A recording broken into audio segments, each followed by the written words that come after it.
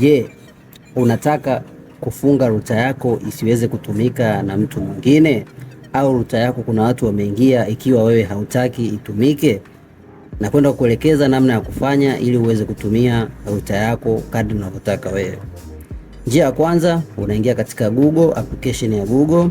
Ukishaingia katika pale kwenye sehemu ya search bar, utakwenda kusearch ile IP address yako, IP address ya kwenye router yako. Kwa mfano mimi kwa kuwa nisha connect kwenye router yangu, IP address yangu mimi ndio hii hapa. Nitakwenda nitaigusa, itafunguka kama hivi. Hii IP address imeandikwa chini ya wifi yako, chini ya router yako. Kwa chini kuna namba zimeandikwa IP, zimeandikwa namba 192.1 ngapi ngapi. Utaingia katika hii hapa, katika IP address yako, itakuletea sehemu ya kulogin kama unavyoingia katika mfumo wako. Jinsi ya kuingia katika audio yako hapa, password mara nyingi mara ya kwanza kama hujabadilisha inakuaga ni admin, username inakuwa admin.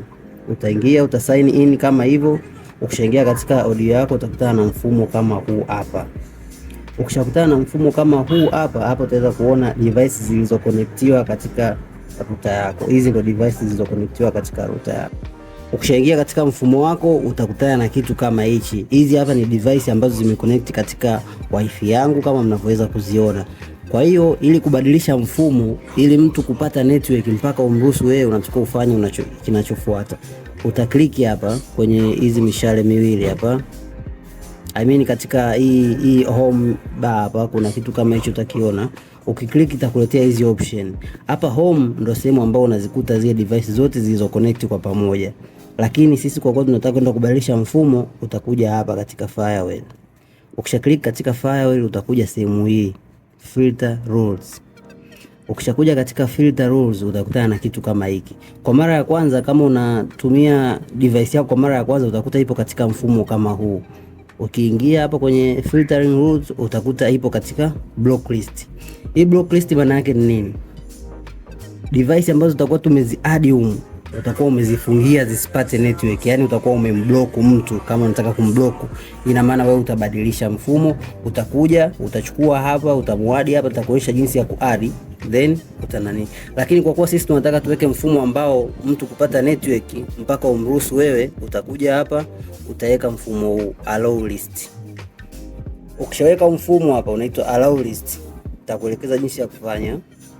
Utarudi tena katika hapa juu, utarudi home hapa, utakutana na utatafuta hizi hapa. Hizi zinaitwa MAC address. Hizi hapa zinaitwa MAC address. Kwa hiyo cha kufanya ili umruhusu mtu apate internet, utakopi hii hapa MAC address yake. Yani katika utaangalia jina la device ambayo unaitaka, hizi hapa majina ya device, then utakuja utakopi hichi kitu hapa kinachoitwa MAC address. Ukishakikopi kama hivi, then utarudi kule katika firewall, filter rules. Hapa kwa kuwa umeshaweka allow list, ina maana watu utakao add humu ndani ndio watakuwa wanapata network. Kwa hiyo utakuja hapa kwenye add. Ile MAC address uloikopi pale utaipaste hapa. Ukishaipaste hapa utaandika jina la huyo mtu, labda Bwana Adamu. Ukishaandika hapa jina lake utasave. Hii hapa inaonyesha this rule already exists in the list, kwa sababu huyu mtu anajaribu kumwadi hapa tayari yumo katika list. Ukishamaliza kama hivyo utasave. Ukisave itakuandikia success, then utakuja baada ya kufanya hivyo hapa chini hapa utasave rule. Ukisave kama hivyo itakwambia success. Okay, ina maana mtu ulomwadi hapa atakuwa anapata network. Ukitaka huyu mtu ulomwadi hapa asipate network, utakuja hapa utazima kama hivi, then utasave rules. Hapo unakuwa umemfungia network. Ukitaka apate network open, then utasave. Hapo unakuwa umemruhusu kupata network. Endapo umeweka katika mfumo huu hapa wa allow list.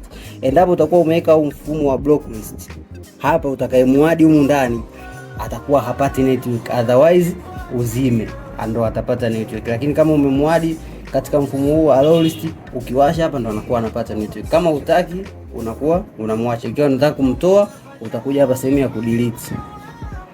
utakonfirm unakuwa umemfuta katika mfumo wa kupata network. Huo ndio mfumo ambao unaweza kumruhusu mtu kupata network au kukosa network katika device yako. Asante.